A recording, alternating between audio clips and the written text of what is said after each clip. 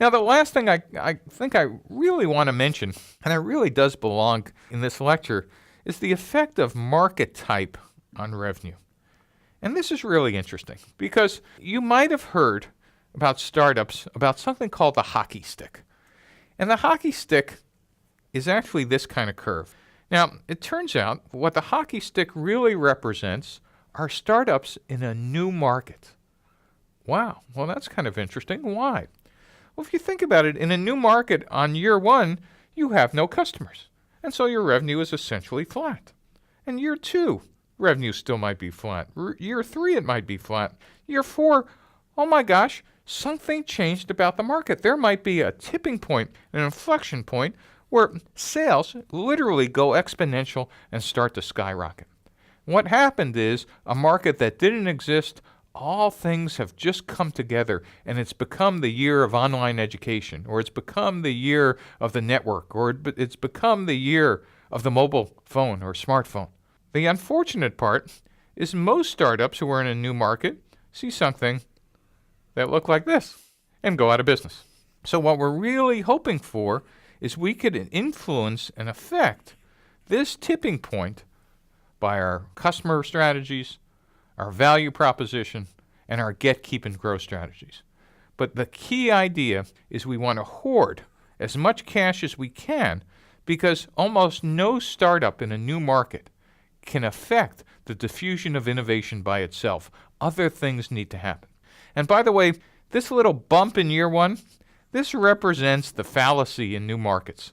Because in almost every new market, you could find crazy people just like you who'd be happy to buy one for their lab or their home or something, or just such early adopters, they want to have one. And startup founders look at that curve and say, look, it's just going to look like this, and start scaling their sales and marketing and spending, and then it all collapses again because it really was just an early adopter sign, not mainstream adoption. So we want to be careful about what our sales curve looks like. Now, what's really interesting is if we're in an existing market, and remember, in an existing market, what do we know? Well, there are customers and there are competitors. And what we have is, by our definition, a better or higher performance product on axes that the customers have defined. So our job in an existing market is simply year after year, if we execute pristinely, simply to take share away from the incumbents. And so our sales curve in an existing market literally should be one of taking share. And finally, in a resegmented market, this is kind of a hybrid of both new and existing.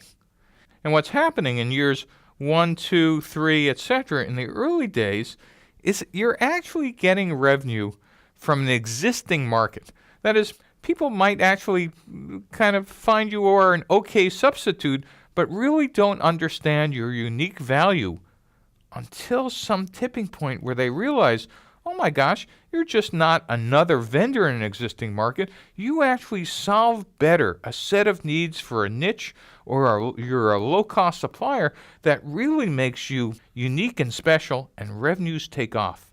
And so what you have to do is husband your cash, but not as much in a new market, and figure out how to get you differentiated from the mainstream in existing.